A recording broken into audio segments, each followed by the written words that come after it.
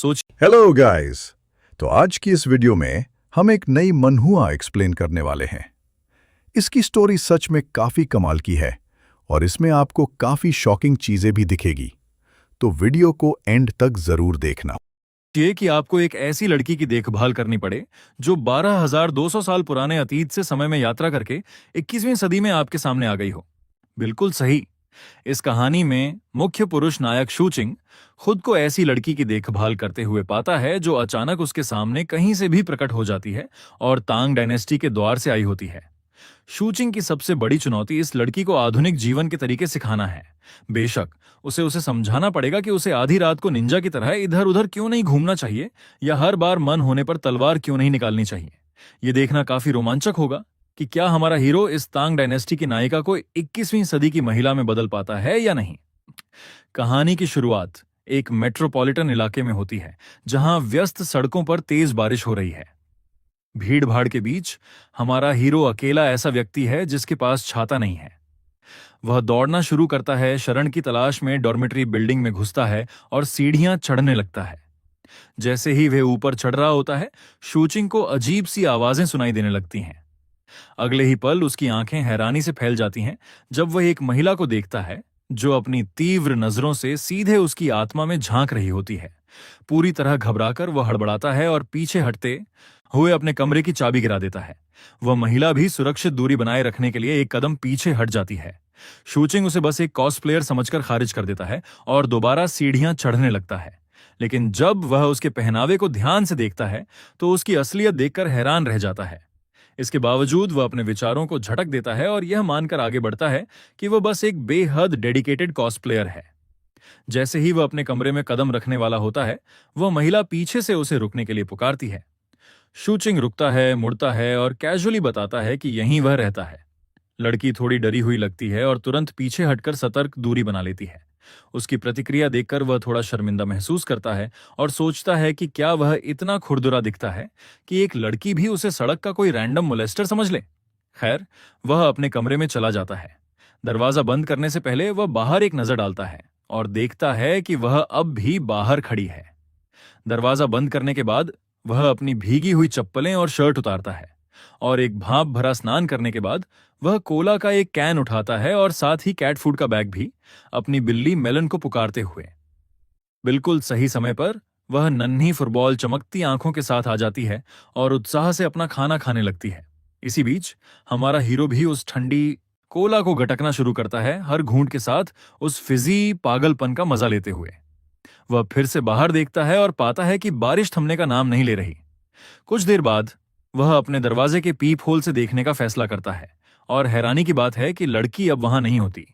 सावधानी से दरवाजा खोलते हुए वह सोचता है कि शायद वह चली गई है, लेकिन जैसे ही उसका गेट थोड़ा सा खुलता है, वह ठीक उसके दरवाजे के सामने प्रकट हो जाती है। थोड़ा अटपटा महसूस करते हुए वह उसे छाता ऑफर करता है या अगर घर ज्यादा दूर नहीं है तो उसे घर छोड़ने में मदद की पेशकश करता है। लेकिन लड़की दोनों में से किसी भी विकल्प पर प्रतिक्रिया नहीं देती और इसके बजाय पूछती है कि वे कहाँ हैं। शूचिंग बताता है कि वे बेवोंग रोड पर उसके इलाके में हैं। लड़की एक पल के लिए चुप हो जाती है, समझ नहीं पाती कि क्या उम्मीद करे। फिर वह पूछती है कि वह कौन है। यह एक और ऐसा सवाल है जिसका जवाब हमारे हीरो को खुद भी नहीं पता। तो थोड़ी उलझन के साथ वह उसे बताता है कि वह बस एक रैंडम आदमी है। फिर वह उसे अपना छाता देने की कोशिश करता है, लेकिन वह उस साधारण से छाते को ऐसे घूरती है जैसे वह कोई एलियन चीज हो। थोड़ी खामोशी के बाद वह खुद को यान क्लैन का सदस्य बताती है और कबूल करती है कि उसे बिल्कुल नहीं पता कि वह यहां कैसे पहुंची।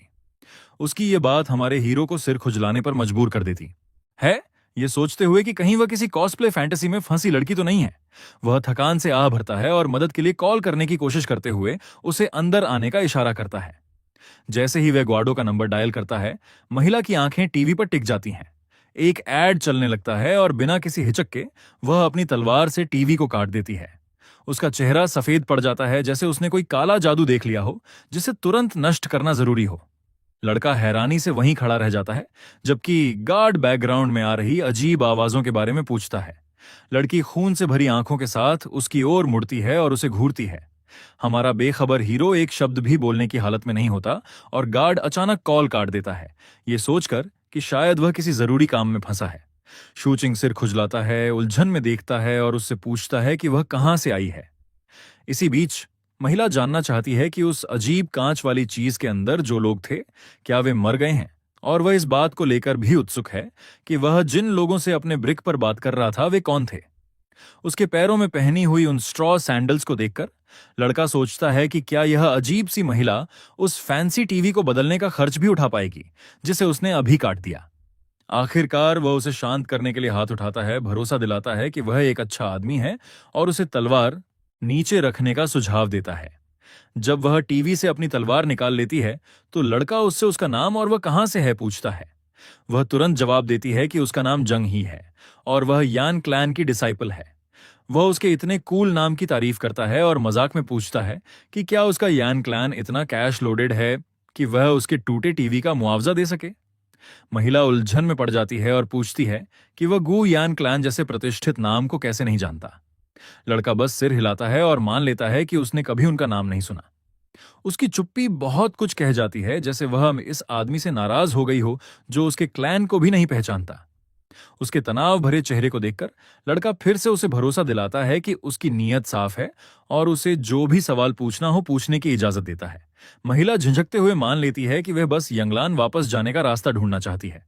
हमारा हीरो, अब भी इस यनलन के बारे में अनजान, उसे याद दिलाता है कि वे जांग सिटी में हैं और पूछता है कि क्या वह इसे जानती है।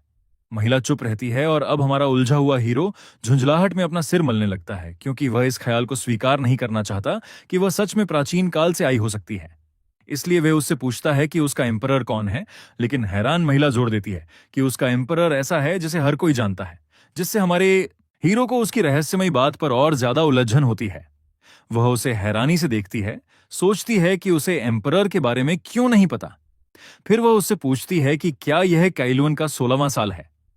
उसका यह सवाल उसे झटका देता है और वह तुरंत रुककर अपने फोन पर स्क्रॉल करना शुरू कर देता है। वह यह जानकर दंग रह जाता है कि कैवान के 16वें साल में तांग डायनेस्टी के 7वें एम्परर का शासन था, जो इस वंश का सबसे लंबा शासनकाल था। यह पक्का करने के लिए कि वह सच में अतीत से है, वह उससे पूछता है कि क्या वह लियोंगजी को जानती है और उस दौर की दूसरी मशहूर हस्तियों का जिक्र करता है। यह सुनकर महिला खुशी से चमक उठती है कि वह यह नाम जानता है और उत्सुकता से पूछती है कि वह उन्हें कहां ढूंढ सकती है।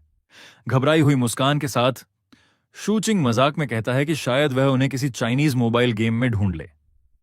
तभी एक डिलीवरी मैन दरवाजे से आवाज देता है और महिला तुरंत तलवार पकड़कर घुसपैठिए का सामना करने को तैयार हो जाती है। लड़का भागकर उसके पास जाता है और उसे शांत रहने के लिए कहता है, क्योंकि वह बस फूड डिलीवर करने आया है, कोई खतरा नहीं। लेडी जैंग पूछती है कि क्या वह आदमी कोई सर्वेंट है, लेकिन हमारा हीरो समझाता है कि यह आदमी सिर्फ फूड डिलीवरी लेकर आया है। जैसे ही वह खाना लेता है, महिला कंफ्यूजन और अमेजमेंट के साथ इस पूरे टेक आउट प्रोसेस को देखती है। फिर लड़का उससे पूछता है कि क्या उसे भूख लगी है और क्या वह कुछ खाना चाहती है, लेकिन लड़की घबराकर मना कर देती है। दरवाजे के पास खड़ी होकर वह पूछती है कि यहां जिन भी लोगों को उसने देखा है उनके बाल छोटे क्यों हैं, क्या वे सब एग्जाइल्स हैं। हमारा हीरो उसे भरोसा दिलाता है कि ऐसा नहीं है, लेकिन फिर वह खुद डरने लगता है कि कहीं उसने यहां पहुंचते ही उन लोगों को देखकर किसी को मार तो नहीं दिया। वह जल्दी से उसे आश्वस्त करती है कि वह बस अंधेरे में छिपी हुई थी। इस तसल्ली के बाद वह खुशी खुशी अपने बर्गर का एक बाइट लेता है, लेकिन तभी लड़की फिर से उसके चेहरे के पास आ जाती है और छोटे बालों के बारे में दोबारा पूछती है। मुंह भरे हुए वह समझाता है कि यह बस लोकल स्टाइल है, कुछ खास नहीं। उसकी नजर उस जूसी रैप पर टिक जाती है जो मांस और सब्जियों से भरा होता है। वह मुश्किल से खुद को रोक पाती है, लेकिन फिर खुद को संभाल लेती है और दोबारा खाने से मना कर देती है। वह सुझाव देता है कि अगर वह कुछ खाना नहीं चाहती तो सोडा पीकर अपनी प्यास बुझा ले, ये बताते हुए कि यह बहुत स्वीट है और शायद उसने ऐसा पहले कभी नहीं पिया होगा। लेडी जैंग गुस्सा हो जाती है, खुद को अपमानित महसूस करती है और उस पर उसे नीचा दिखाने का आरोप लगाती है। हमारा हीरो तुरंत साफ करता है कि वह बस उसे कुछ खाने पीने की पेशकश कर रहा था। जैसे जैसे उनकी बहस बढ़ती है, वे एक पुराने शादीशुदा जोड़े की तरह तकरार करने लगते हैं। इसी झगड़े के बीच हमारा हीरो गलती से अपना कोक का कैन गिरा देता है, जो चारों तरफ फैल जाता है। वह फिजी ड्रिंक फर्श पर बुलबुले छोड़ने लगता है। उस अजीब तरल को फैलते देख लड़की उसे अविश्वास से घूरती है, ये सोचते हुए कि वह उसे यह अजीब काला और घिनौना पदार्थ जबरन पिलाने की कोशिश कर रहा था, बेचारा लड़का घबराकर पसीना बहाने लगता है, जोर देकर कहता है कि यह जहरीला नहीं है और कार्बोनेटेड ड्रिंक की कंसेप्ट समझाने की कोशिश करता है। लेकिन ये मॉडर्न कॉन्सेप्ट्स प्राचीन समय की लड़की के लिए बिल्कुल बेकार होते हैं। गुस्से में वह हमारे हीरो को नीचे दबा लेती है और आग उगलती आंखों से उसे घूरती है, इससे पहले कि वह उसका सिर काट दे। थोड़ी देर बाद जब वह खुद उसे पीकर साबित कर देता है कि यह ड्रिंक जहर नहीं है, तो वह थोड़ा शांत होती है। लड़की आखिरकार बात समझ जाती है और हमारा हीरो उससे कहता है कि वह हर बार तलवार निकालना बंद करे, यह बताते हुए कि उसने उसकी बिल्ली मेलन को डरा दिया है। फिर वह उसे देखता है और समझता है कि उससे छुटकारा पाने के सिर्फ 3 ही रास्ते हैं। पहला विकल्प, उसे बाहर भेजकर धोखे से ठंड या भूख से मरने देना, लेकिन वह जानता है कि ऐसा करने पर वह न्यूज में आ जाएगी। दूसरा विकल्प, कॉप्स को कॉल करना, लेकिन वह बेकाबू हो सकती है और उन ऑफिसर्स को मारकर उसके लिए बड़ी मुसीबत खड़ी कर सकती है और बस ये सोचकर ही उसे सिहरन होने लगती है। तीसरा विकल्प है उस पर नजर रखना। चूंकि वह प्राचीन समय से आई है, वह उससे कुछ दिलचस्प चीजें सीख सकता है, लेकिन उसे यह डर भी है कि अगर वह यूं ही तलवार लहराती रही तो वह उसे आधा काट देगी। बाद में पछताने से बेहतर समझकर वह उसे अपने पास रखने और देखने का फैसला करता है कि आगे क्या होता है। ये तय करने के बाद वह उसे बर्गर ऑफर करता है। हालांकि सामने रखे ललचाने वाले खाने को देखकर वह साफ तौर पर टेम्प्टेड है, फिर भी वह जिद करके मुंह फेर लेती है और उससे पूछती है कि आखिर यह चीज है क्या जो वह पकड़े हुए है। यह साबित करने के लिए कि यह जहरीला नहीं है, वह पहला बाइट लेता है और वह उत्साह से उसे आगे बढ़ने के लिए कहती है। जैसे ही वह खाता है, महिला उसे ध्यान से देखती है और लड़के को एहसास होता है कि शायद यह खाना उसके लिए काफी नहीं होगा। इसलिए वह राइस बोल बनाने का फैसला करता है, यह सोचते हुए कि उसका प्राचीन पेट बर्गर को ठीक से संभाल नहीं पाएगा। असल में वह बस खुद बर्गर खाने के बहाने बना रहा होता है। उसे पूरा खत्म करते देख महिला बेहद चिढ़ जाती है। वह उसे बैठने का इशारा करता है, लेकिन वह सावधानी से पहले सीट को हाथ से दबाकर झांचती है और फिर धीरे से बैठती है। सच मानिए, वह इस अजीब आदमी पर पूरी तरह भरोसा नहीं कर सकती, भले ही उसने उसे अपना छाता ऑफर किया था। उसका कमरा अजीब चीजों से भरा है और वह भी अजीब खाना खाता है, इसलिए वह सतर्क और सावधान रहने का फैसला करती है। वह इस जगह के बारे में फिर से पूछती है और हमारा हीरो उसे याद दिलाता है कि यह जुंगचंग सिटी है। फिर महिला पूछती है कि क्या वह जानता है कि वह घर कैसे लौट सकती है। इस बार जब वह उसे फिर से तलवार की ओर हाथ बढ़ाते देखता है तो हमारा हीरो घबरा जाता है और जवाब देने से पहले जोर देकर कहता है कि वह तलवार नीचे रखे। जैसे ही तलवार उसकी नजर से ओझल होती है, वह गंभीर स्वर में उसे बताता है कि शायद वह वापस नहीं जा पाएगी क्योंकि वे उसके घर से बहुत दूर हैं। यह सुनकर लड़की चौंक जाती है और तुरंत पूछती है कि वे कितनी दूर हैं। हमारा हीरो हिचकिचाते हुए बताता है कि यह लगभग 200 साल दूर है। लड़की पूछती है कि 1200 साल से उसका क्या मतलब है, तो वह समझाता है कि उसके समय से अब तक इतना समय बीत चुका है। ली यंग युआन और लुचन जैसे मशहूर लोग अब सब एंशंट हिस्ट्री हैं, 1000 साल से भी ज्यादा पहले मर चुके।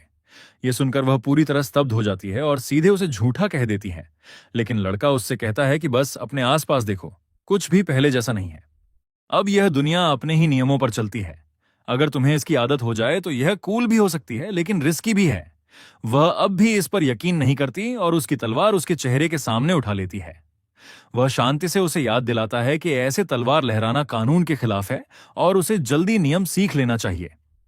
महिला पूछती है कि वह उसकी मदद करने की इतनी कोशिश क्यों कर रहा है।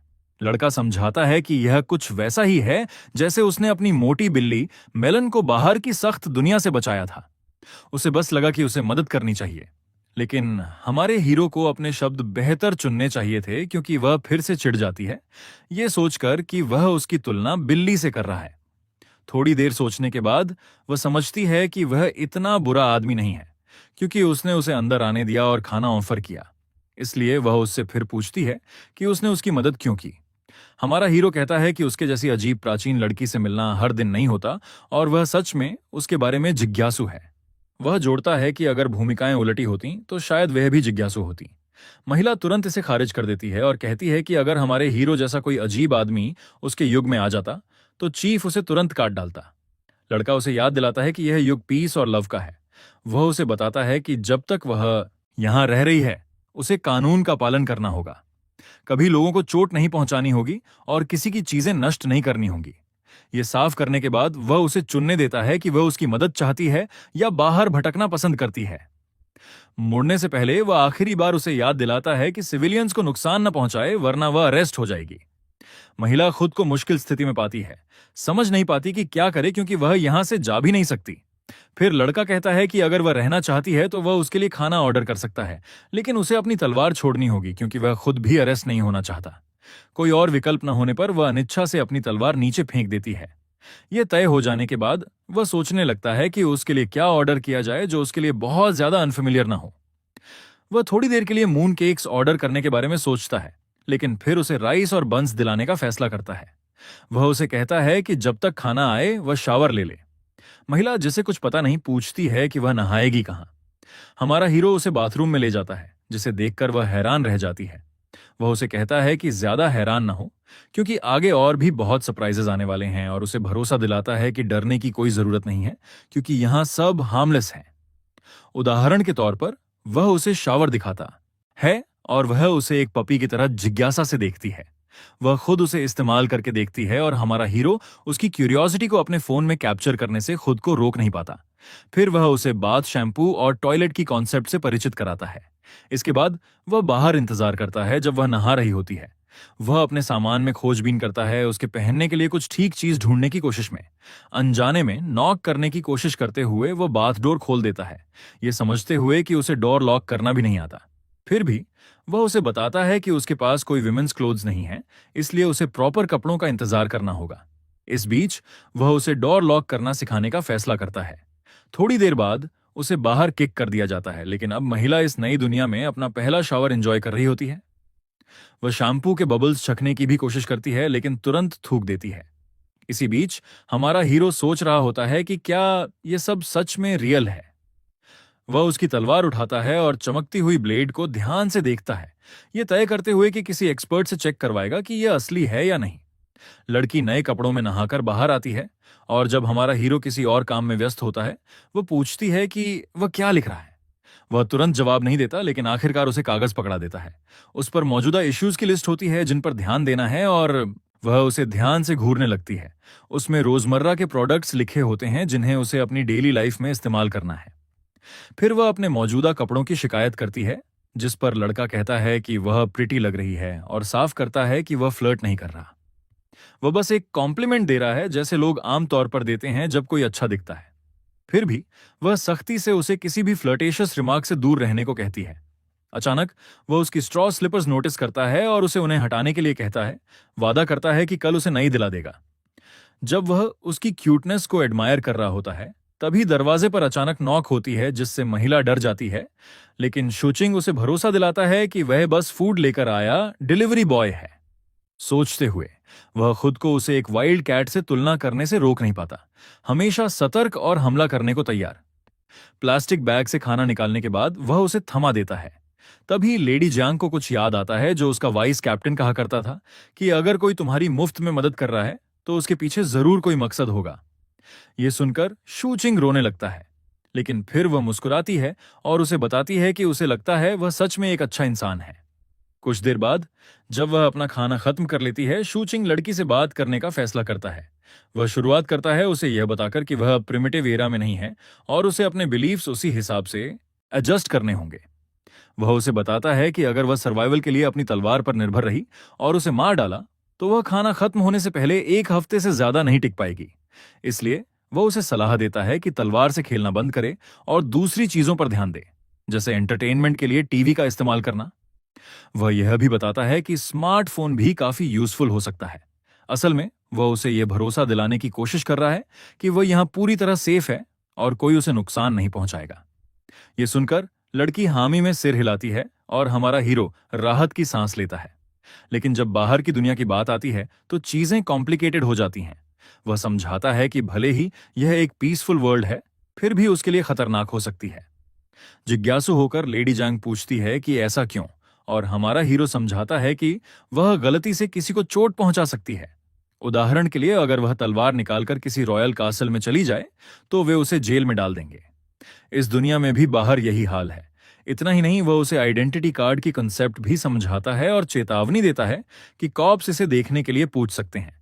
इसलिए शुचिंग सबसे पहले उसके लिए एक आईडी कार्ड बनवाना चाहता है, वरना वह जहां भी जाएगी अलग ही नजर आएगी क्योंकि वह यहाँ की नहीं है। आईडी कार्ड के बारे में सुनकर महिला पूछती है कि क्या वह यहाँ किसी रिफ्यूजी जैसी है। शिंग उसे बताता है कि यह उससे भी बुरा है, क्योंकि अगर वह पकड़ी गई तो कॉन्सिक्वेंसेस काफी सीरियस होंगे। महिला डर जाती है, लेकिन जू चिंग उसे शांत करने की कोशिश करता है। वादा करता है कि वह उसकी मदद करेगा क्योंकि 1200 साल पहले के किसी इंसान से मिलना रोज की बात नहीं है। फिर भी महिला हिचकिचाती रहती है, उसे यकीन नहीं होता कि वह उस पर भरोसा कर सकती है और वह बस घर वापस जाना चाहती है। इस पर लड़का बताता है कि उसकी मौजूदा हालत में उसकी मदद करना आसान नहीं होगा और उनका सबसे अच्छा मौका यही है कि वह जितना हो सके कोऑपरेट करे। थोड़ी देर बाद महिला अनिच्छा से कोऑपरेट करने के लिए मान जाती है और पूछती है कि उसे सबसे पहले क्या करना चाहिए। शुइंग समय बर्बाद नहीं करता और सीधे कहता है, सबसे पहले उस तलवार को फिर कभी मत निकालना। जब वे कुछ पल की खामोशी में बैठते हैं, लड़की अचानक इधर उधर देखती है और शूचिंग से पूछती है कि उसकी वाइफ कहाँ है, क्योंकि उसे गॉसिप करने के लिए कोई चाहिए। लेकिन बेचारा लड़का जितना भी मानने से नफरत करता है, कहता है, मैं एक्चुअली अनमैरिड हूं। यह महिला के लिए काफी सरप्राइजिंग होता है और कमरे में अचानक सन्नाटा छा जाता है। शू किंग जल्दी से उसे भरोसा दिलाता है कि उसकी उम्र में शादी न होना नॉर्मल है और उसे अपने स्पेयर रूम में आराम से रहने को कहता है। वह चुपचाप सिर हिलाती है और उसके पीछे पीछे चलती है जब वह उसे वह नया कमरा दिखाता है जहां वह रुकेगी। कमरे के अंदर काफी सामान होता है, लेकिन शू चिंग जल्दी से सब सहेज देता है और एक इंसान के लिए आराम से जगह बना देता है। साफ है कि महिला इस जगह पर रहने को लेकर ज्यादा खुश नहीं है, खासकर उसके जैसे किसी वियर्डो के साथ। फिर भी शुइंग कुछ एक्स्ट्रा ब्लैंकेट्स लाता है और उन्हें उसके नए बेड पर ठीक से बिछा देता है, उसे आराम करने के लिए कहता है। वह समझता है कि वह उलझन में होगी और उम्मीद करता है कि जब वे कल उठें तो यह सब एक ड्रीम जैसा लगे। फिर वह कमरे से बाहर निकलता है और जाने से पहले खुद को शुइंग के नाम से परिचित कराता है, उसे गुड नाइट कहता है और उसे उसके कमरे में अकेला छोड़ देता है। महिला पहले अपनी तलवार वापस रखती है और फिर अपने कोजी बेड पर बैठ जाती है। जैसे ही मिडनाइट होती है, शुइंग खुद को जागता हुआ पाता है। पूरे हेक्टिक दिन के बारे में सोचते हुए थोड़ा रेस्टलेस महसूस करता है। सबसे पहले उसे जॉब इंटरव्यूज में रिजेक्ट कर दिया गया और जब वह वापस आया तो बारिश शुरू हो गई। किसी तरह वह घर पहुंचा और फिर एक ऐसी लड़की से मिल गया जो जब चाहे तलवार निकाल लेती है। फिर वह कहता है, स्क्रैच दिस, और सो जाता है क्योंकि कल संभालने के लिए बहुत सारा काम है। जब अगला दिन आता है, वह आंखें खोलता है और अपना फोन उठाता है और देखता है कि पहले ही 10-8 बज चुके हैं। वह झटके से बेड पर उठ बैठता है, उस नट जॉब लेडी को याद करते हुए। वह तुरंत इधर उधर देखता है और जब वह उसे वहां बैठा देखता है तो उसे आखिरकार एहसास होता है कि वह सपना नहीं देख रहा था। वह खुद को संभालता है और उसे गुड मॉर्निंग कहता है, पूछता है कि वह इतनी जल्दी क्यों उठ गई, जिस पर वह उसे याद दिलाती है कि ऑलमोस्ट दोपहर हो चुकी है। फिर वह पूछता है कि क्या उसे भूख लगी है, जिस पर वह हाँ में जवाब देती है, थोड़ी सी। वह अपने चेस्ट में कुछ ढूंढने लगती है और जल्दी से अपने कमरे में जाकर 2 सिल्वर पीसेस लेकर लौटती है। उसे बताती है कि वह उनसे खाना खरीद सकता है। शू किंग अपने हाथ में सिल्वर देखकर हैरान हो जाता है। हालांकि उसे पता है कि सिल्वर की ज्यादा कीमत नहीं होती, लेकिन वह सोचता है कि अगर उसके पास कोई गोल्ड हुआ तो वह उसे कैश में बदलकर शायद उसके लिए आईडी कार्ड बनवाने में मदद कर सकता है। लड़की एक और स्टोन दिखाती है, लेकिन शू चिंग उसे तुरंत उसे रखने के लिए कहता है क्योंकि वह अभी बाहर नहीं जा सकती। वह उसे ध्यान से देखता है, उसकी हाइट और विड्थ का अंदाजा लगाता है और वादा करता है कि बाद में उसे कुछ कपड़े खरीदेगा, साथ ही खाना भी लेकर आएगा।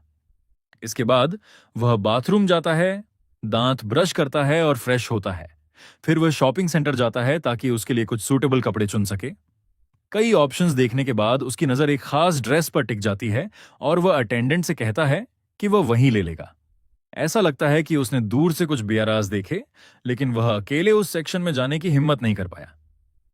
1 घंटे की शॉपिंग के बाद वह आखिरकार सब खत्म करता है और अपने खरीदे हुए सामान को देखकर शर्मिंदा महसूस करता है, विमेंस कॉस्मेटिक्स पकड़े हुए।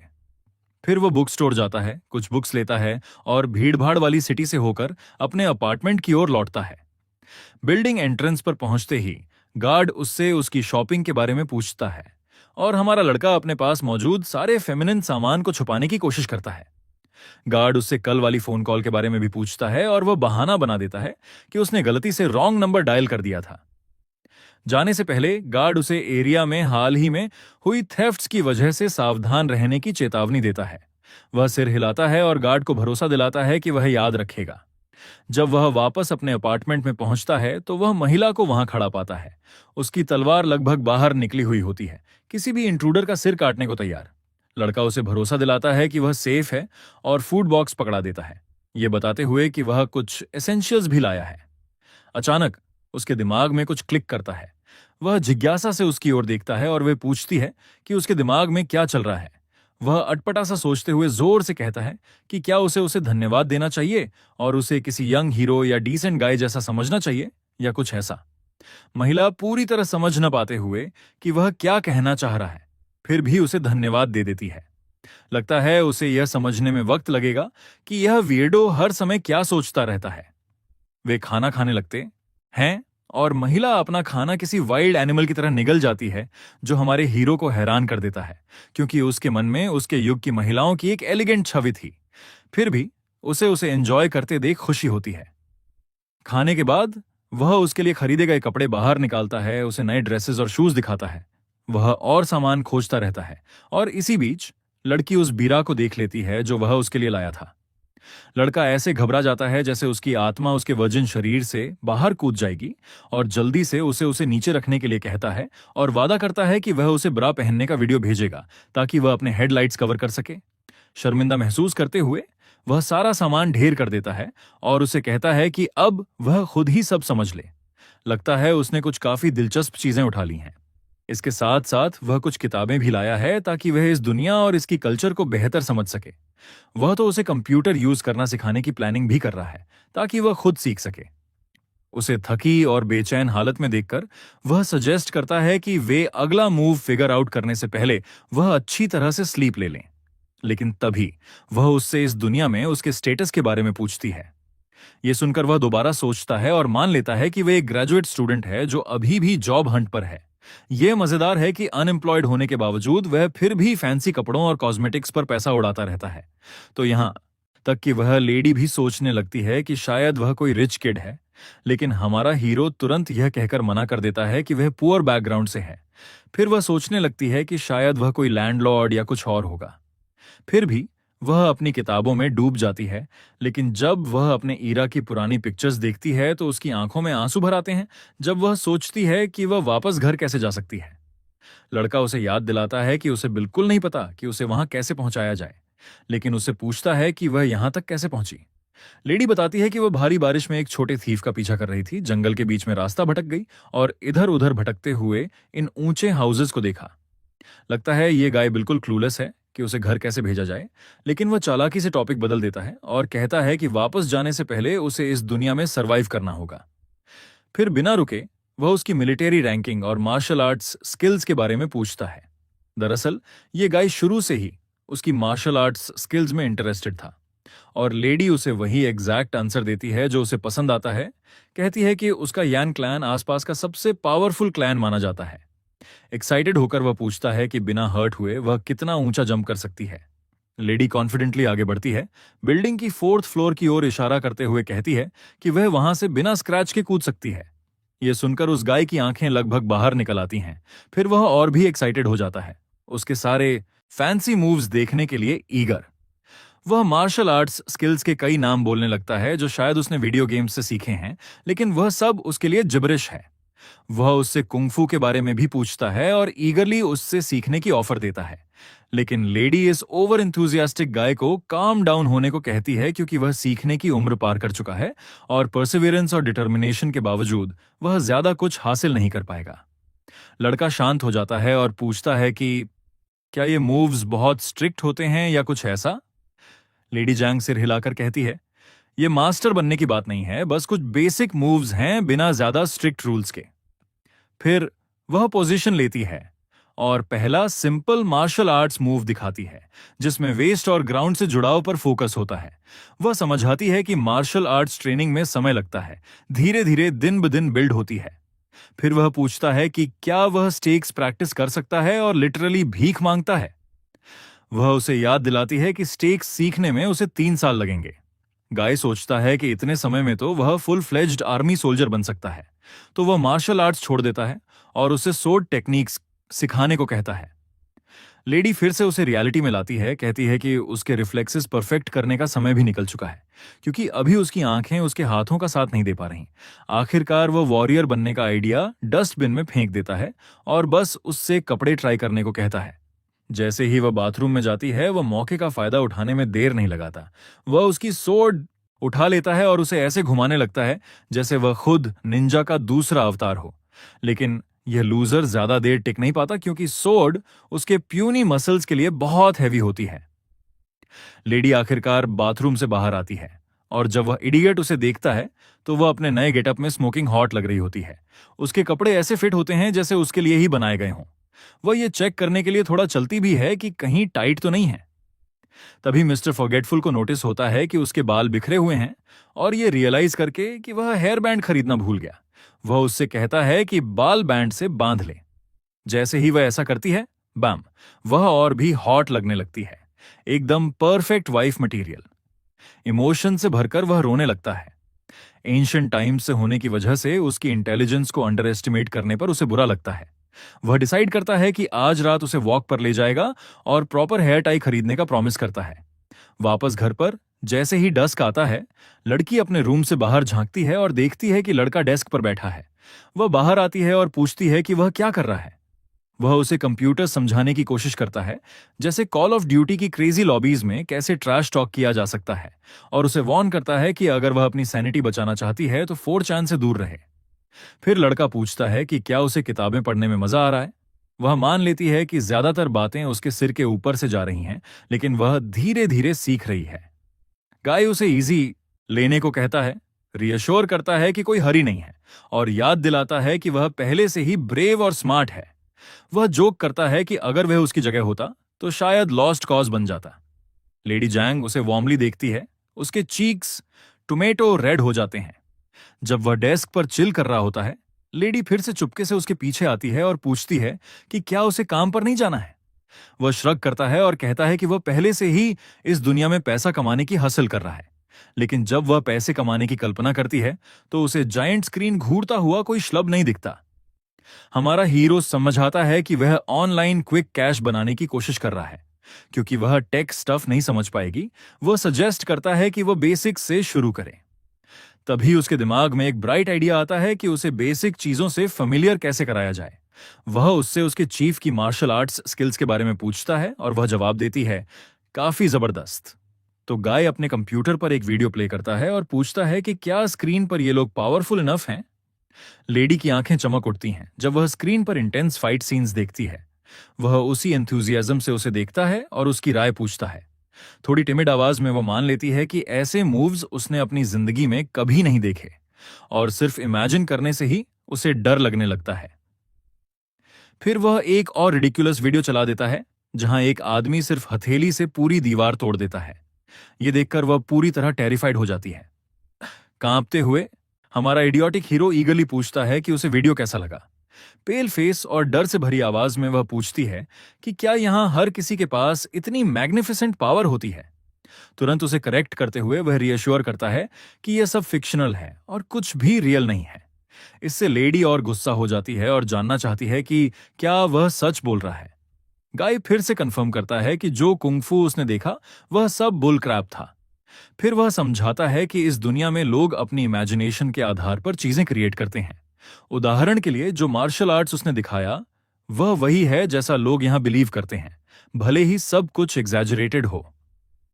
लगता है लेडी जैंग अब ये कॉन्सेप्ट्स समझने लगी है। वह उसे रियश्योर करता है कि टाइम के साथ वह आर्ट्स और मूवीज सब समझ जाएगी। श्विंग फिर आखिरकार अपना ओरिजिनल सवाल पूछता है कि क्या उसके चीफ का कुंगफू अब तक देखी चीजों से बेहतर है। वह अनिच्छा से मान लेती है कि नहीं। फिर वह फ्लाइंग टेक्निक्स के बारे में पूछता है। वह कंफर्म करती है कि वे एग्जिस्ट करती हैं, लेकिन ज्यादातर लोग सिर्फ एक में स्पेशलाइज करते हैं। वह बताती है कि मूवी स्टंट्स कितने अनरियलिस्टिक होते हैं, क्योंकि फिजिकल स्ट्रेंथ की भी एक लिमिट होती है। लड़का थोड़ा सोचता है, एक और वीडियो चलाता है और पूछता है कि क्या वह यह मूव कर सकती है। वह एक पल सोचती है, अपनी सीट से उठती है और सुपर फास्ट हाथ घुमाने लगती है, ब्लर की तरह मूव करते हुए। श्विंग उसे नेल करते देख टोटली थ्रिल्ड हो जाता है और एक्साइटेड होकर कहता है कि उसने कर लिया। वह उसे बताती है कि जब भी वह सीखना चाहे उसे हिट अप कर सकता है और वह सिखा देगी। ये कहकर वह चली जाती है और मेरा गाय छोटा सा हैप्पी डांस करने लगता है, शायद किसी दिन वॉरियर बनने के सपने देखते हुए। अपने रूम की ओर जाते हुए वह रास्ते में एक मोटी कैट देखती है, लेकिन वह उस छोटे फरबॉल को इग्नोर कर देती है और दरवाजा उसके मुंह पर बंद कर देती है। कमरे के अंदर जाते ही वह डर से एक साई छोड़ती है, रियलाइज करती है कि इस दुनिया में भी कोई बिना अल्टीरियर मोटिव्स के नहीं है और हमारा हीरो उसकी मदद सिर्फ मार्शल आर्ट्स सीखने के लिए कर रहा है। ये नई दुनिया उसे सच में डरा रही है। ये सारी अजीब चीजें कोई सेंस नहीं बनाती।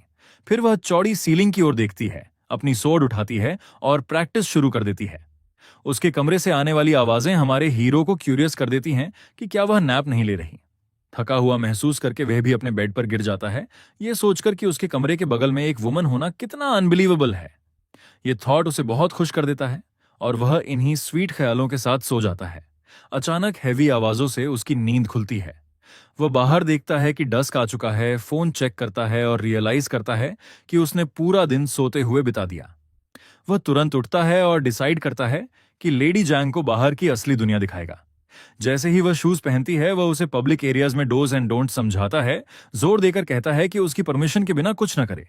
सारे रूल्स बताने के बाद वह पूछता है कि क्या उसे सब समझ आ गया, जिस पर वह धीरे से जवाब देती है, यस। वह बाहर निकलने से पहले उसकी फोटो लेना भी नहीं भूलता, लेकिन फोटो में उसका प्रिटी फेस ऐसा लग रहा होता है जैसे कोई मोलेस्टर सड़कों पर पीछी एस ग्रैब करने का इंतजार कर रहा हो।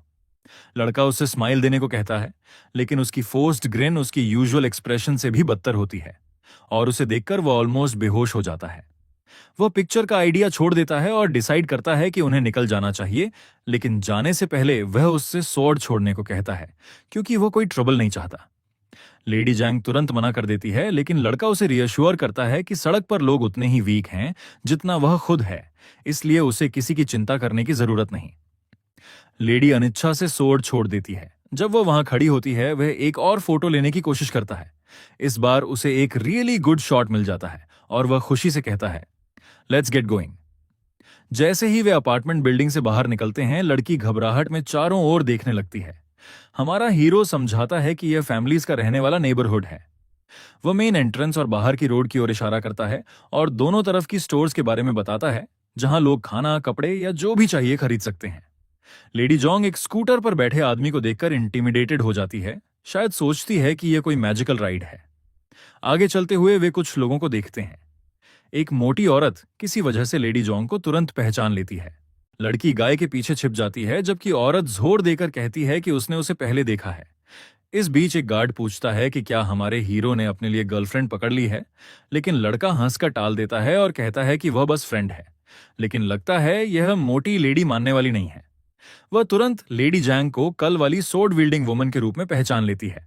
गार्ड और औरत उसकी सोर्ड पर चर्चा करने लगते हैं और मोटी लेडी सारी बात डिटेल में बताती है। हमारा हीरो तुरंत बीच में कूदता है और चिल्लाकर कहता है कि यह सिर्फ कॉस्प्ले था, जहां लोग फिक्शनल या हिस्टोरिकल कैरेक्टर्स बनने का नाटक करते हैं। किस्मत से मोटी लेडी कॉस्प्ले वाली कहानी मान लेती है और हमारा हीरो मौका देखकर जांग का हाथ पकड़ लेता है और जल्दी से वहां से चल देता है। उन्हें साथ साथ चलते देख बूढ़े आदमी को अपना पास्ट याद आ जाता है। जैसे ही वे नजर से ओझल होते हैं, लेडी जांग अपना हाथ खींच लेती है और चिड़चिड़ी महसूस करने लगती है। वह पूछता है कि क्या उस औरत ने उसे कल देखा था। लड़की इस सवाल पर चुप रहती है और अब लड़का श्योर हो जाता है कि जांग की उससे स्टेयर्स पर मुलाकात हुई होगी। फिर भी वे साथ आगे बढ़ते रहते हैं। लेडी तेजी से चलती कार्स देखकर काफी शॉक्ड हो जाती है।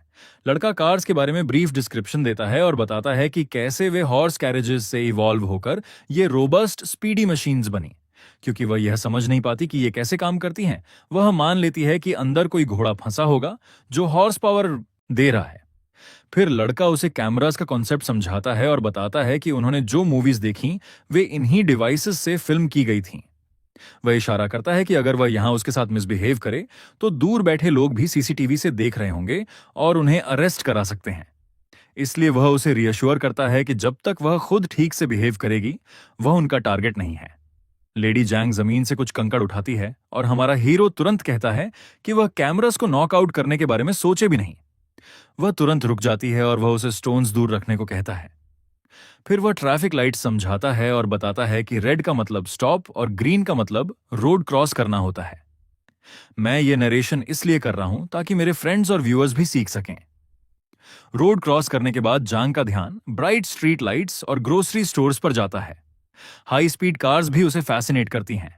चलते हुए लड़का लेडी के लिए एक हेयर रिबन चुनता है, लेकिन जब वह उसके सिर पर क्यूट फॉर बॉल्स इमेजिन करता है तो रियलाइज करता है कि शायद वह उसके लिए सूटेबल नहीं होगा। वह सामने रखी सारी क्यूट स्पार्कली चीजों को देखते हुए सोचने लगता है। लेडी जैंग ये देख खुश हो जाती है और जब हमारा हीरो पूछता है कि क्या उसे कोई खास रिबन पसंद है तो वह तुरंत यस कहती है। रिबन हाथ में आते ही वह उसे जोर जोर से खींचने लगती है, लेकिन फिर उसे सही तरीके से इस्तेमाल करती है और सिर पर लगा लेती है, फिर से क्यूट और ब्यूटीफुल लगते हुए। हमारा हीरो भी उसकी ब्यूटी को एडमायर किए बिना नहीं रह पाता। जैसे ही सूरज ढलता है और सिटी जगमगाने लगती है, ये डियो एक रेस्टोरेंट में जाता है। हमारा हीरो एक्स्ट्रा स्पाइसेस के साथ 2 फ्राइड राइस केक्स और साइड डिश में स्लाइस्ड क्यूकम्बर ऑर्डर करता है। बैठने की जगह ढूंढते हुए लड़का जांग को बताता है कि यही वह जगह है जहां से उनका सारा खाना आता है। वह इस रेस्टोरेंट पर डिपेंड करता है क्योंकि यहां बेस्ट फूड मिलता है और वह बचपन से इसे एंजॉय करता आया है। अचानक जांग का मन सामने नाचती वाइब्रेंट लाइट्स में पूरी तरह खो जाता है। वह इतनी लॉस्ट हो जाती है कि जब वेटर उनका खाना लेकर आता है तो वह चौंक जाती है। लड़का खाना शुरू करने का डिसाइड करता है और उसे चॉपस्टिक्स देता है। वह काफी नर्वस लगती है और जब वह अपना लेमन जूस घटकता है तो उसे लगता है कि शायद उसे अकेले भटकने न देने का फैसला उसने सही लिया था। वह साफ तौर पर जितना उसने सोचा था उससे ज्यादा गाइडेंस की जरूरत में है, लेकिन उसे पूरा भरोसा है कि वह उसे स्टेप बाय स्टेप सब कुछ सिखा सकता है। खाना खत्म करने और बिल पे करने के बाद वे रेस्टोरेंट से बाहर निकलते हैं। खासकर हमारा हीरो काफी सेटिस्फाइड महसूस करता है। वे वापस होम जाते हैं और वहां पहुंचते ही वह पूछता है कि क्या वह अब थोड़ा कंफर्टेबल महसूस कर रही है। वह कोई जवाब नहीं देती और चुपचाप काउच पर बैठी रहती है। वह उसे रियश्योर करने की कोशिश करता है, कहता है कि इस दुनिया में रहना इतना भी बुरा नहीं है, खासकर इतने सारे डिलिशियस फूड और जंक फूड मुंह में ठूंसने के लिए। वह उसे बताता है कि जैसे ही उसके पास अपना आईडी कार्ड होगा वह इसे और ज्यादा एंजॉय कर पाएगी। उसकी रियश्योरेंस के बावजूद वह यहां रुकने को लेकर ज्यादा खुश नहीं लगती और धीरे से कहती है कि वह घर जाना चाहती है, लेकिन फिर वह उसे याद दिलाता है कि वह घर नहीं जा सकती क्योंकि 1200 साल पहले ही बीत चुके हैं। लगता है उसे रियलिटी एक्सेप्ट करनी पड़ेगी। वह पूछती है कि आइडेंटिटी प्रॉब्लम कैसे सॉल्व करेंगे। डूड समझ आता है कि वह कोई गवर्नमेंट गाय नहीं है जो यह सब हैंडल करे, लेकिन हमेशा कोई ना कोई तरीका होता है और वह उसे रियश्योर करता है कि वह उसकी मदद करेगा। लड़की थोड़ी फ्लस्टर्ड हो जाती है और उसके काइंड जेस्चर के लिए आभारी महसूस करती है। इस बार वह उसे प्रॉपरली थैंक करती है और उसे यंग वॉरियर कहकर बुलाती है। लड़का उसी ब्रदरली एनर्जी के साथ जवाब देता है, यह एम्फसाइज करते हुए कि इस दुनिया में आइडेंटिटी बहुत जरूरी है और इसके बिना नेविगेट करना मुश्किल है। फिर वह उससे पूछता है कि जो लिस्ट उसने कल दी थी वह कहां है। लड़की डस्टबिन की ओर इशारा करती है। लड़का उसके इस एक्शन से डिसअपॉइंटेड हो जाता है और उससे तुरंत उसे वापस लाने को कहता है। जैसे ही वह पेपर बिन से निकालती है, लेडी पूछती है कि अगर आईडी इश्यू रिजॉल्व नहीं हुआ तो वे क्या करेंगे। हमारा हीरो बताता है कि तब वह क्रिमिनल मानी जाएगी और वह कुछ नहीं कर पाएगा। आईडी के बिना वह जॉब नहीं कर सकती, प्रॉपर्टी नहीं खरीद सकती, यहां तक कि पब्लिक ट्रांसपोर्ट भी यूज नहीं कर सकती, और वह जोर देकर कहता है कि इस दुनिया में आईडी कार्ड ही होली ग्रेल है। लेडी को एक ब्राइट आइडिया आता है और वह पूछती है कि अगर वह पैसे कमा ले और रहने की जगह ढूंढ ले तो क्या आईडी कम इंपॉर्टेंट हो जाएगी।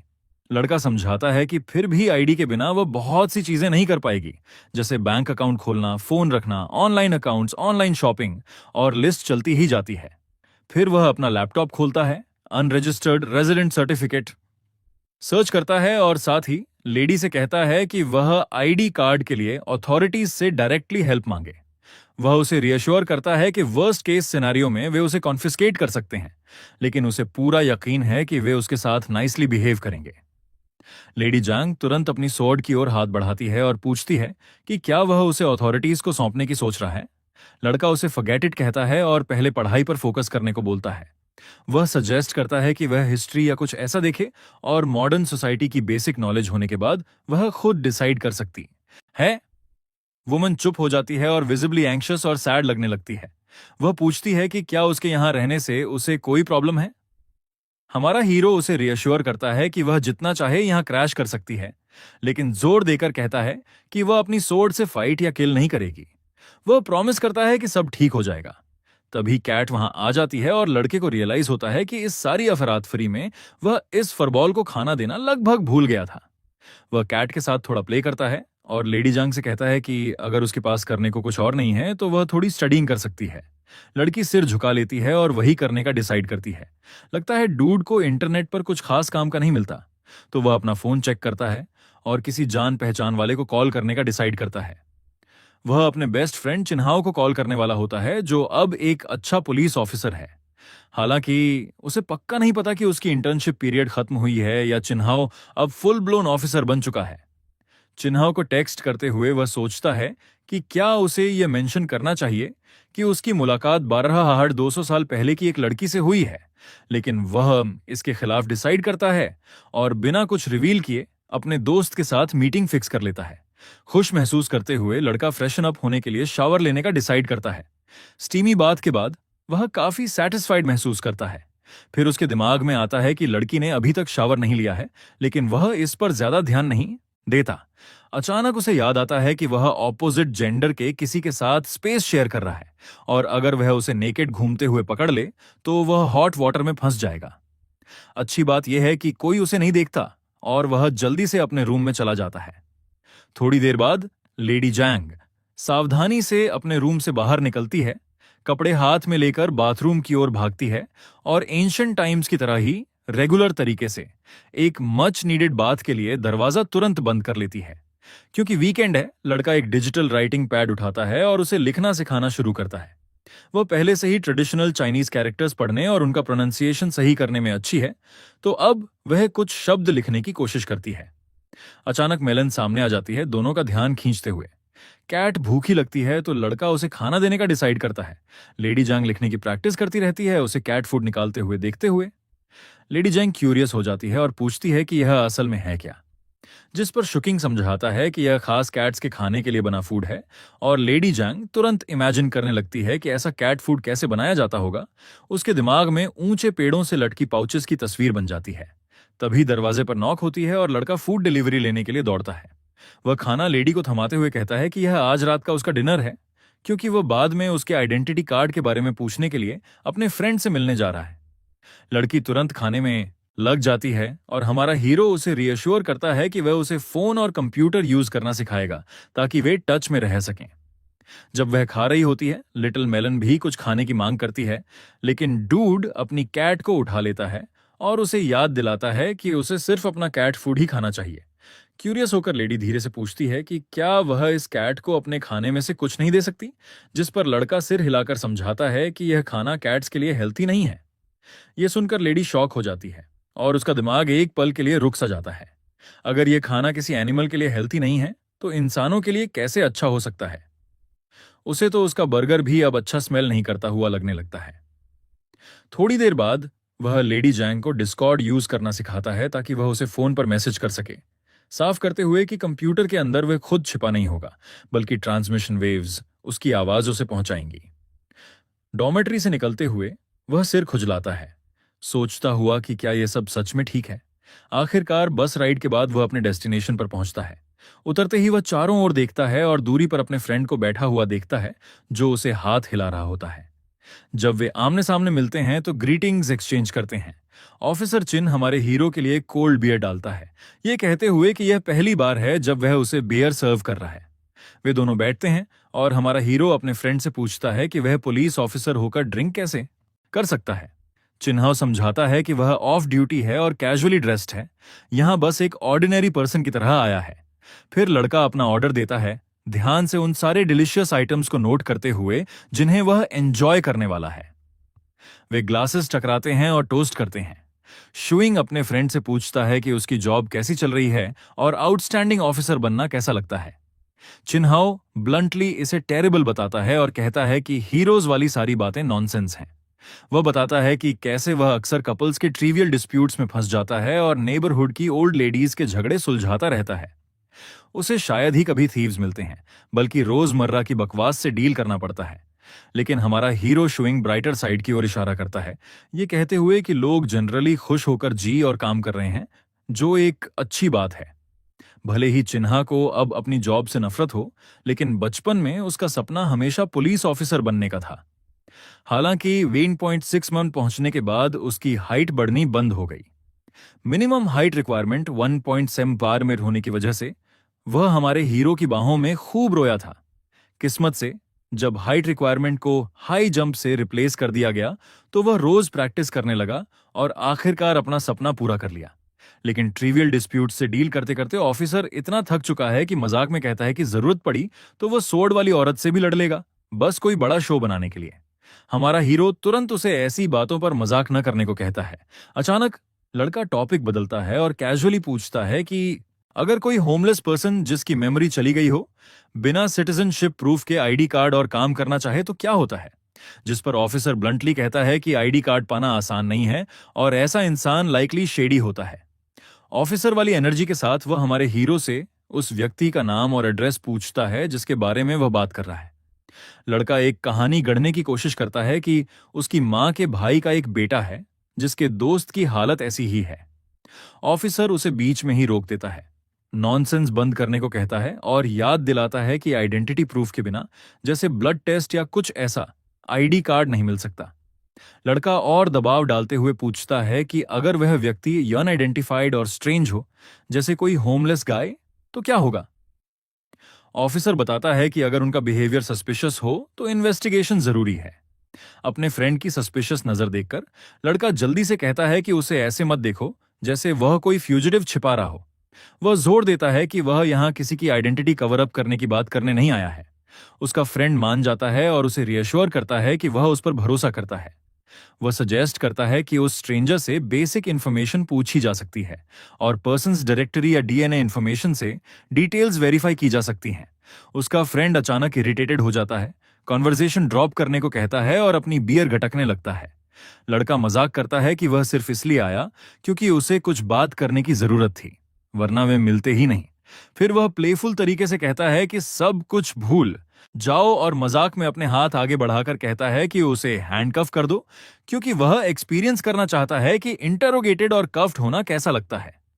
इस बैंटर के बाद हमारा हीरो फिर से आईडी कार्ड का टॉपिक उठाता है, लेकिन ऑफिसर का जवाब वही रहता है। वह एग्जाम्पल देता है कि अगर नया आईडी लेना इतना आसान होता तो क्रिमिनल्स रोज लोगों को मारकर नई आइडेंटिटी लेकर भाग जाते और नई जिंदगी शुरू कर लेते। वे यूं ही बहस करते रहते हैं और काफी बियर पीने के बाद ऑफिसर पूरी तरह नॉकड आउट हो जाता है। हमारा हीरो उसे जगाने की कोशिश करता है, ओल्ड लेडीज के डिस्प्यूट्स सुलझाने की उसकी ड्यूटी याद दिलाते हुए, लेकिन ऑफिसर को बस और बियर चाहिए। तो हमारा हीरो वेटर से कहता है कि और मत लाना। लड़का बिल पे करता है जबकि उसका फ्रेंड अभी भी बूज चाहता है। फिर हमारे हीरो को पता चलता है कि अगर 100 येन खर्च करो तो 50% डिस्काउंट मिलता है। तो वह लेडी जैंग के लिए ढेर सारी फिश लेने का डिसाइड करता है। हिचकी लेते हुए फ्रेंड को गुड बाय कहकर वह अपना टेकआउट उठाता है और वापस होम चला जाता है। हालांकि उसे थोड़ा बुरा लगता है कि उसे कोई लीड नहीं मिला, लेकिन वह ज्यादा परेशान नहीं होता। घर पहुंचने पर वह लड़की को गहरी नींद में पाता है और उसकी ब्यूटी को एडमायर किए बिना नहीं रह पाता। उसे देखते हुए उसका दिल और दिमाग जैसे शॉर्ट सर्किट कर जाते हैं और वह अंदर उठती फीलिंग्स को समझ नहीं पाता। लड़की अचानक जाग जाती है, उसे वापस देखकर थोड़ी स्टार्टल्ड महसूस करती है। वह उसे लाया हुआ खाना दिखाता है और वह चुपचाप कहती है थैंक्स। सिर्फ सिंपल थैंक यू से सेटिस्फाइड न होकर लड़का प्लेफुल तरीके से जोर देता है कि वह इसे लाउड और क्लियर कहे। शार्मा कर लड़की कहती है थैंक यू यंग वॉरियर, जिससे लड़का एग्जैजरेटेड रिएक्शन देता है, कहता है कि यह तो आसान काम था और एक छोटी सी कंट्रीब्यूशन। जैसे ही वह खाना अनपैक करता है, लड़की पूछती है कि क्या उसने ज्यादा ड्रिंक की। वह नो कहता है और उसे एक योगर्ट पैक दिखाता है, उसे पीने से पहले लिक करने को कहता है। वह अपनी जीभ से स्वीट एंड सावर योगर्ट चाटने लगता है और वह भी उसकी नकल करती है, सरप्राइजिंगली इसे एंजॉय करते हुए, और सीधे इसमें डूब जाती है। लड़का उसे खाना खत्म करने को कहता है और फूड को ठंडा ना होने देने की सलाह देता है। जैसे ही वे बाथ लेने बाथरूम की ओर जाता है, वह मुस्कुराए बिना नहीं रह पाता, घर लौटने और किसी को अपने इंतजार में देखने की वार्मथ महसूस करते हुए। नहाने के बाद जब वह बाहर आता है तो लड़की तुरंत उसे देख लेती है। वह पूछता है कि क्या उसने अपने कपड़े चेक किए, जिससे वह पहले कंफ्यूज हो जाती है। फिर उसे वह बियरा याद आता है जो वह उसके लिए लाया था और सिर्फ उसके बारे में सोचकर ही वह बहुत ज्यादा शर्मिंदा हो जाती है। जाहिर है यूट्यूब ट्यूटोरियल्स की मदद से उसे समझने की कोशिश ज्यादा अच्छी नहीं रही। थोड़ी देर बाद वह कपड़े बदलने के लिए बाथरूम जाती है। वह फैंसी ड्रेस पहनने को लेकर नर्वस होती है क्योंकि उसे अपने मूड से मैच करने वाले सादे कपड़ों की आदत है। वह सोचती है कि इस नई ड्रेस में वह कैसी अजीब सी प्रिंसेस लगेगी। वह ब्रा और ड्रेस को बेड पर फैलाती है, नहाती है और ब्लो ड्रायर से अपने बाल सुखाती है। वह उस दयालु यंग मैन की बहुत आभारी होती है जो उसे सब कुछ एडजस्ट करने में मदद कर रहा है, लेकिन वह जानती है कि उस पर निर्भर रहना लॉन्ग टर्म सोल्यूशन नहीं है और अपनी लिमिटेड नॉलेज के साथ वह बस यहीं तक आ सकती है। अगले दिन की धूप खिड़की से अंदर आती है और लड़की अपनी थकी हुई नींद से भरी आंखें रगड़ते हुए कमरे से बाहर आती है। लगता है हमारा हीरो जल्दी उठ गया था। इस बार लेडी जोंग उससे पूछती है कि क्या वह सुबह जल्दी काम कर रहा है, जिस पर वह जवाब देता है कि वह बस न्यूज देख रहा है। लड़की तुरंत एक ग्लूमी ऑरा में आ जाती है और पूछती है कि क्या वह गवर्नमेंट ऑफिशियल है। लड़का उसे रियश्योर करता है कि वह नहीं है और याद दिलाता है कि अगर वह होता तो उसे अब तक उसका मनचाहा आईडी कार्ड मिल चुका होता। फिर वह पूछता है कि क्या उसे भूख लगी है और ब्रेकफास्ट खरीदने की ऑफर देता है। पूछता है कि क्या वह साथ चलना चाहेगी। लड़की मना कर देती है और बाथरूम चली जाती है, तो लड़का खुद जाने का फैसला करता है और उसे कहता है कि वह तब तक नेटफ्लिक्स एंड चिल कर सकती है। गुनगुनाते हुए लड़का बाहर निकलता है। ओल्ड गार्ड उसे बुलाता है और लड़का अनिच्छा से पास जाता है, ये देखते हुए कि वहां दो और लोग हैं। एक लेडी पूछती है कि क्या उसने हाल में कोई क्रीपी अजीब आवाजें सुनी है, और जिस तरह से वह हमारे हीरो को देख रही है उससे साफ है कि उसे शक है कि वही इन आवाजों का सोर्स है। लगता है लड़का पूरी तरह क्लूलेस है और वह कहता है कि उसने कुछ नहीं सुना और वह कल रात चैन से सोया था। वह सोचता है कि शायद कोई चोरी हुई हो, लेकिन बूढ़ा आदमी कहता है कि शायद जगह हॉन्टेड है क्योंकि उसकी डॉग दूसरी रात किसी चीज से इतनी डर गई थी कि भौंकी तक नहीं। जब लड़का ओल्ड गार्ड से पूछता है कि क्या उसने कुछ और नोटिस किया, तो बूढ़ा आदमी सिगरेट का कश लेता है, धुआं छोड़ता है और मान लेता है कि उसने कुछ नहीं देखा, लेकिन वीडियो फुटेज में कुछ कैद किया है। वे सब सर्वेलेंस रूम में इकट्ठा होते हैं जहां बूढ़ा आदमी वीडियो चलाता है। फुटेज में वे कुछ ऐसा देखते हैं जो इतनी तेजी से हिल रहा होता है कि बस एक ब्लर दिखाई देता है और सब उस मिस्टीरियस क्रीचर से साफ तौर पर डरे हुए होते हैं। और हमारे हीरो के डरने की वजह यह होती है कि उसे पूरा यकीन है कि वह लेडी जैंग है। वह फेस पाम करता है, समझ नहीं पाता कि वह ऐसा क्यों कर रही है और उसे खुद जाकर पूछने का फैसला करता है। खैर, अब समझ आता है कि थोड़ी देर पहले लेडी जैंग इतनी थकी हुई क्यों लग रही थी। वह शायद रात में अकेले इस दुनिया को एक्सप्लोर कर रही थी ताकि नई चीजें सीख सके। लड़का फिर ओल्ड मैन से पूछता है कि क्या कल भी ऐसा हुआ था, जिस पर गार्ड कहता है नहीं और बताता है कि कल रात कुछ भी अनयूजुअल नहीं हुआ। वह अजीब तरह से हंसता है और गोस्ट वाली आइडिया को एंटरटेन करने का फैसला करता है। पास खड़ा गंजा आदमी और मोटी लेडी क्यूरियस हो जाते हैं और सोचते हैं कि भूत आधी रात में खासकर उनकी जगह क्यों घूमेगा। बूढ़ा आदमी किसी चोर के लर्किंग होने की संभावना पर नजर रखने का फैसला करता है। लड़का आखिरकार घर लौटता है और बिना समय गंवाए उस पर चिल्लाता है कि उसने आधी रात को चुपके से बाहर क्यों निकला। वह उसे डिसअपॉइंटमेंट और कंसर्न के मिले जुले भाव से घूरता है। लड़की दबे स्वर में पूछती है कि उसे कैसे पता चला कि वही घूम रही थी, जिससे लड़का और ज्यादा गुस्सा हो जाता है। वह फ्रस्ट्रेशन में फेस पाम करता है और उसे हर जगह लगे सीसीटीवी कैमरास के बारे में याद दिलाता है जिन्होंने उसे पकड़ लिया। लड़की थोड़ी डरी हुई और उसके लिए चिंतित लगती है, इसलिए वह जल्दी से बताती है कि उसने मास्क पहन रखा था। राहत की सांस लेते हुए लड़का सोचता है कि जब तक उसका चेहरा छिपा है वे शायद सेफ हैं। वह उससे कहता है कि अब से अगर उसे बाहर जाना है तो उसे साथ ले जाना होगा। यहां रहते हुए कोई सोलो ट्रिप नहीं। वह उसकी सिचुएशन कितनी डेंजरस है इस पर जोर देता है ताकि वह यूं ही इधर उधर न घूमे। लेडी डरते हुए पूछती है कि क्या उसने उसके लिए ट्रबल खड़ा कर दिया, और वह उसे रियश्योर करता है कि किस्मत से किसी ने उसे पहचाना नहीं क्योंकि सबको लगा कि कोई गोस्ट हॉन्ट कर रहा है। लगता है लेडी को हॉन्टिंग का मतलब ही नहीं पता था। उसका क्लूलेस चेहरा देखकर लड़का फिर से चिढ़ जाता है और जल्दी से गूगल पर एंशिएंट टाइम्स से फ्यूचर में आने वाले किसी इंसान की मूवी खोजने लगता है जो अपनी वाइल्ड बिहेवियर की वजह से ट्रबल में पड़ जाता है। वह दिखाना चाहता है कि अगर वह सावधान नहीं रही तो उसके एक्शंस कितने डेंजरस हो सकते हैं, और उसे पूरा यकीन है कि जो उसने इमेजिन किया वह उसके कैरेक्टर पर पूरी तरह फिट बैठता है। लड़की सहमी हुई लगती है और वादा करती है कि अगर उसे परेशानी होती है तो वह ट्रबल करना छोड़ देगी। लड़का फिर उसे शांत होने को कहता है और बाद में टेक आउट ऑर्डर करने का सुझाव देता है। पूछता है कि उसे क्या चाहिए, हैमबर्गर, चिकन रोल या कुछ और। लेडी एक प्यारी सी स्माइल के साथ जवाब देती है और उसके लिए हेल्थी फूड ऑर्डर करने पर उसे थैंक्स कहती है, लेकिन लड़का उसे टीज करता है और याद दिलाता है कि अगर वह और हेल्थी खाना चाहती है तो कैट फूड भी ट्राई कर सकती है। उनकी प्लेफुल बैंटर के बाद लड़का लॉन्ड्री उठाता है और कपड़े वॉशिंग मशीन में डालता है। वह उसे वॉशिंग मशीन कैसे काम करती है यह भी सिखाता है। ये देखकर लड़की जल्दी से अपने रूम में जाती है, अपने कपड़े लाती है और लॉन्ड्री रूम में वापस आकर उन्हें वॉशिंग मशीन में डाल देती है। जब शूचिंग लॉन्ड्री देख रहा होता है तो उसे उसके कपड़ों में कुछ छुपा हुआ दिखाई देता है। क्यूरियस होकर वह उसे बाहर निकालता है और हवा में उठा लेता है, जिससे लड़की पूरी तरह एम्बैरेस्ड हो जाती है। वह झपट कर वह चीज उसके हाथ से छीन लेती है और जल्दी से अपने रूम में भाग जाती है। जूचिंग हैरान होता है यह समझकर कि वह फुट बाइंडिंग है, जो समझ में नहीं आता क्योंकि वह नेबरहुड में इतने आराम से कैसे घूम रही थी जबकि उसके पैर बंधे हुए होने चाहिए थे। वह उसकी तरफ देखता है और याद करता है कि जब उसने आखिरी बार उसे जूतों में देखा था तो उसके पैर बिल्कुल ठीक लग रहे थे, तो कपड़ों से पैर बांधने का कोई मतलब नहीं बनता।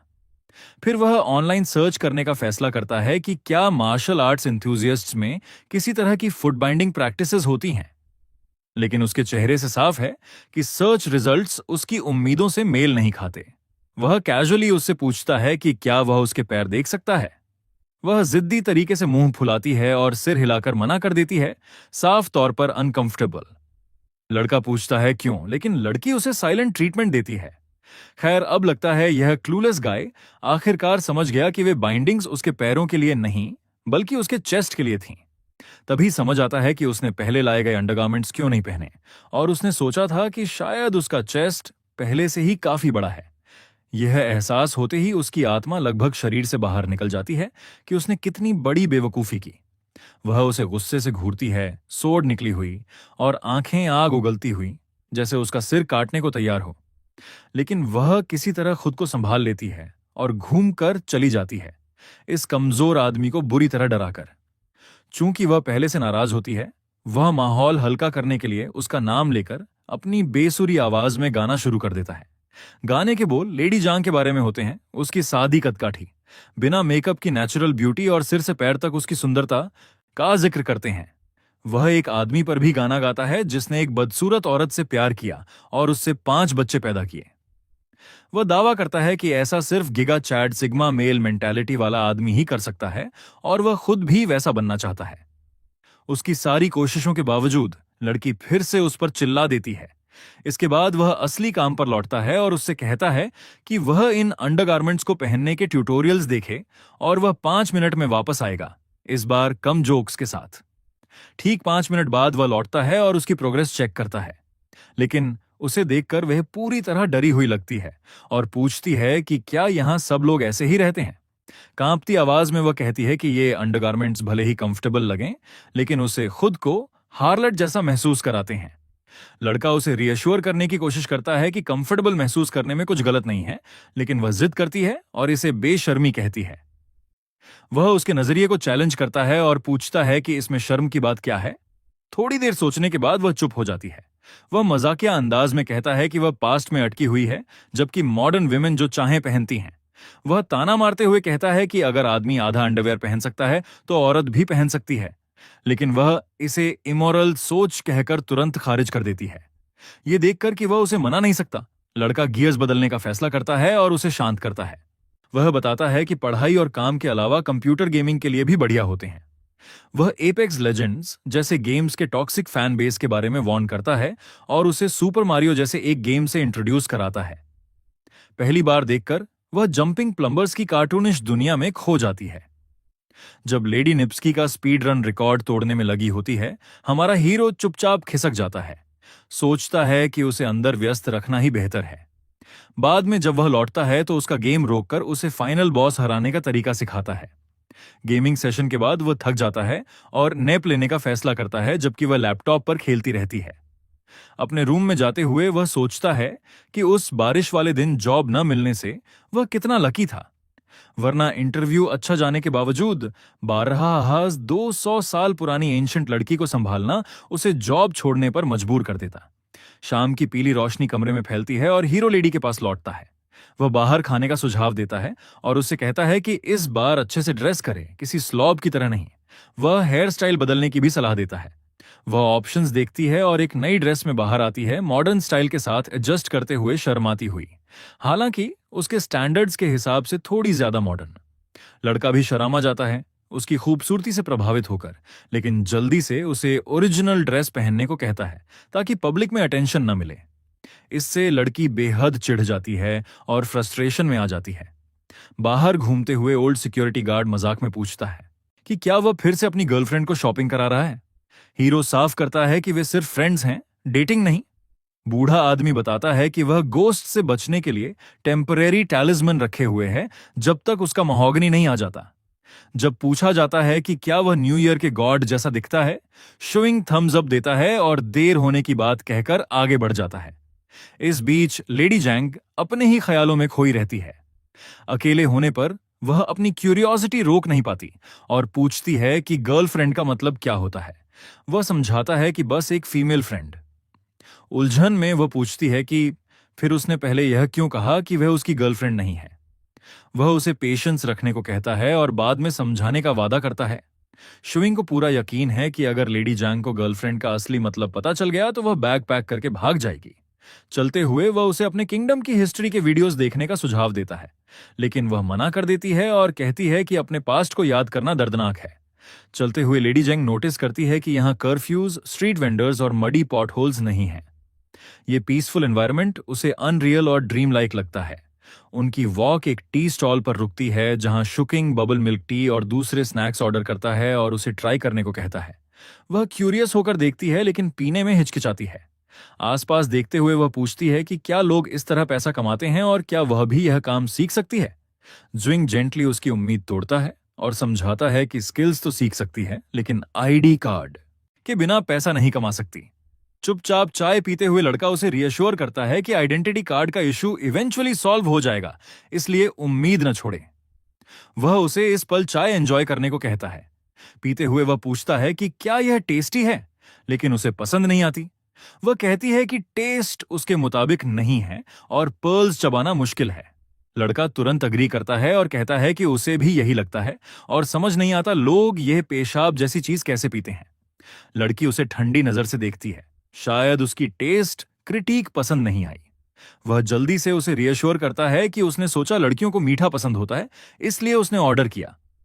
उसका खुद का ड्रिंक थोड़ा सावर होता है और वह उसे अपना ड्रिंक ट्राई करने को कहता है।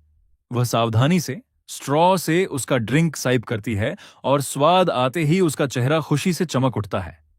लड़का अपना ड्रिंक लेडी जैंग की पर्ल टी से एक्सचेंज कर लेता है और उसे हल्की सी स्माइल देता है, सच में खुश कि उसे पसंद आया। बाहर घूमते हुए लेडी जैंग को कुछ ठीक नहीं लगता, लेकिन वह इस पर ध्यान नहीं देती और फिर से अपना ड्रिंक पीने लगती है। खाना खत्म होने के बाद लड़का बेशर्मी से डकार लेता है, पेट भरने का इशारा करते हुए। वह घर लौटने से पहले थोड़ा घूमने का सुझाव देता है और वे रात के बीचों बीच चमकते शहर में टहलते हैं। अचानक लड़का बस स्टेशन पर रुकने का फैसला करता है और उसे कहीं अच्छा ले जाने का सुझाव देता है। बस में पहली बार चढ़ते हुए वह उसे पैनिक न करने और बस उसके पीछे चलने को कहता है। लड़का कॉइन डालता है और बस में चढ़ता है, उसे विंडो सीट पर बैठाता है ताकि वह राइड एंजॉय कर सके। बिजी स्ट्रीट से गुजरती बस को देखकर लड़की सब कुछ देखकर हैरान होती है। लड़का थोड़ा सरप्राइज्ड होता है कि वह ओवर रिएक्ट नहीं कर रही। वह बताती है कि वह पहले भी कई बार हॉर्स ड्रॉन कैरेज में बैठ चुकी है। लियांग ब्रिज स्टेशन पहुंचकर वे उतरते हैं और वह उसे लंजियांग नाम की जगह से इंट्रोड्यूस कराता है। वह गर्व से बताता है कि उसके जमाने में यह जगह वीरान रही होगी, लेकिन अब यह सिटी नाइट लाइफ का हार्ट है। सामने का नजारा देखकर वह सोचती है कि क्या यह सच में पॉसिबल है। लड़का उसे हिस्ट्री पढ़ने को कहता है, अगर यकीन करना मुश्किल लगे। नदी के किनारे खड़े होकर लड़का फोन निकालता है और बिना देर किए फोटो ले लेता है। लड़की उसी समय उसकी तरफ देख रही होती है और वह परफेक्ट पोज कैप्चर कर लेता है। उसी पल वह उसे प्रॉमिस करता है कि आईडी कार्ड इश्यू सॉल्व होने के बाद उसे प्लेन राइड पर ले जाएगा। आसमान में उड़ने का ख्याल उसके लिए बिल्कुल नया होता है। वह उसे फिर रियश्योर करता है और कहता है कि फिलहाल वह उसके छोटे से रूम में रहकर दुनिया के बारे में सीख सकती है। बच्चे जैसी क्यूरियोसिटी से वह पूछती है कि दुनिया समझने के बाद क्या होगा। लड़का थोड़ा रुककर सोचता है और समझाता है कि वह ट्रू फ्रीडम हासिल करेगी, सही और गलत की साफ समझ पाएगी और इस फ्यूचर वर्ल्ड को पूरी तरह एंजॉय कर सकेगी। फोन देखते हुए वह बताता है कि समय आ गया है। ठीक उसी पल फायरवर्क्स आसमान में फटते हैं और रंग बिरंगी रोशनी से भर देते हैं। वह सोचती है कि क्या उसका परिवार यह देखकर हैरान होता। वह मुस्कुराता है और उसे कहता है कि वह अपने रिलेटिव्स की तरफ से भी इस वक्त को एंजॉय करे। अगले दिन हीरो जो न्यूज देखता है वह कम से कम कहें तो अनप्लेजेंट होती है, क्योंकि लेडी जैंग को बिजली के खंभों पर निंजा मूव्स करते देखा जा सकता है। जाहिर है लड़के का चेहरा यह देखकर खट्टा हो जाता है, लेकिन थोड़ा रियश्योरिंग भी है। मिडनाइट निंजा खेलने की वजह से गार्ड्स अब ज्यादा पेट्रोल कर रहे हैं, इसलिए फिलहाल कोई असली चोर नहीं होगा। अचानक लेडी जैंग बाहर इकट्ठा लोगों को देखती है और क्यूरियस होकर पूछती है कि क्या हो रहा है। शुइंग डर जाता है यह समझकर कि वे गोस्ट भगाने के रिचुअल्स कर रहे हैं।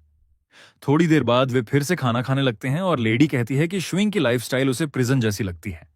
वह हंसता है और याद दिलाता है कि वे शॉपिंग गए, डॉक्यूमेंट्रीज देखी, लंच किया, एनिमे पर थोड़े आंसू बहाए और फिर डिनर किया। वह कहता है कि इसे घर होना और ओटाकू लाइफस्टाइल कहते हैं, लेकिन लड़की कुछ नहीं समझती। तो शुइंग समझाता है कि घर पर रहना मतलब यह फ्रीडम होना कि क्या करना है और कहां जाना है यह चुन सको। वह इसकी तुलना एंशिएंट लैंडलॉर्ड से करता है, जो मैंशन में अपने परिवार और कैट के साथ रहता है। लेडी फिर थोड़ी वॉक पर जाने का फैसला करती है और जुचिंग पूछता है कि क्या वह अकेले जाना चाहती है। वह चुप रहती है और यही उसके लिए काफी होता है। वह डेंजर्स और उसकी शॉर्टकमिंग्स की लिस्ट गिनाने लगता है और आइडिया बंद कर देता है। कहता है कि अभी यहीं रहे जब तक वह दुनिया को पूरी तरह न समझ ले। वह बताता है कि अगर उसने उसे रेस्टोरेंट्स में खाने के लिए पैसे भी दे दिए तो भी उसे पैसा कमाना सीखना होगा, वरना वह बस खर्च करती रहेगी। वह याद दिलाता है कि वह या तो क्राइम्स करके जल्दी पैसा कमा सकती है या हंटिंग कर सकती है, लेकिन आसपास कोई हंटिंग फॉरेस्ट नहीं है, इसलिए वह कचरे में ढूंढने पर मजबूर होगी। आखिरकार लड़की चुप हो जाती है और अपना बर्गर खाने लगती है। सोचती है कि उसे एक आईडी कार्ड के बिना वह अकेले घूमने भी नहीं जा सकती। उसका उदास चेहरा देखकर शूचिंग जेब में हाथ डालता है और उसे 2 कॉइन्स देता है। याद दिलाता है कि उसने कम से कम बस लेना सीख लिया है ताकि वह खुद एक्सपीरियंस कर सके, जो उसका पहला कदम होगा। लेकिन लड़की कॉइन्स लेने से मना कर देती है और कहती है कि उसने कुछ नहीं सीखा। शूचिंग जबरदस्ती कॉइन्स दे देता है और कहता है कि वह बाहर थोड़ा समय बिताए और भरोसा दिलाता है कि पहले महीने में उसने बहुत कुछ सीखा है। क्यूरियस होकर लड़की पूछती है कि क्या सच में गोस्ट होते हैं, तो वह बाहर रिचुअल्स कर रहे लोगों की तरफ इशारा करता है।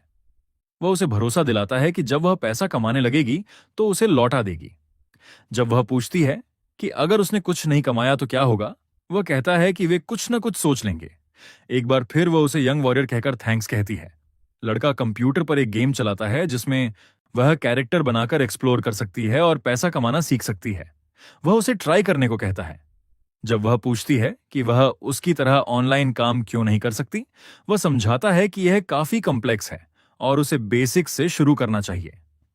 अचानक डोरबेल बजती है और लड़का घबरा जाता है। उसे रूम में छिपने को कहता है, लेकिन गेट पर खड़ा आदमी इंपेशेंट होकर दरवाजा खोलने को चिल्लाता है। आवाज सुनते ही शूचिंग और नर्वस हो जाता है और जल्दी से उसे कमरे में डालकर डोर लॉक कर देता है और फिर अपने फादर का सामना करता है। एक चिड़चिड़ा बूढ़ा आदमी उसे घूर रहा होता है। लड़का घबराकर हाय कहता है, लेकिन बूढ़ा आदमी ग्लासेस ठीक करता है और कहता है कि फिलहाल उसे लैंडलॉर्ड कहे। वह इधर उधर देखकर पूछता है कि क्या उसके बेटे को जॉब मिल गई है। लड़का अपने फादर को लैंडलॉर्ड कहकर भरोसा दिलाता है कि वह समय पर रेंट देगा और कहता है कि जब वह रेंट और अपनी लाइफस्टाइल अफोर्ड कर सकता है तो उसे जॉब की जरूरत नहीं लगती। यह सुनकर बूढ़ा आदमी भड़क जाता है और एक टिपिकल फादर की तरह उसे फेलियर कहकर डांटने लगता है, लेकिन बेटा बीच में रोकने की कोशिश करता है और कहता है कि अगर वह रेंट के लिए आया है तो वह अभी दे देगा। जब बूढ़ा आदमी कंप्यूटर पर आरपीजी गेम चलता देखता है तो और गुस्सा हो जाता है और साफ कह देता है कि अगर अगले महीने तक उसे जॉब नहीं मिली तो वह रेंट बढ़ा देगा।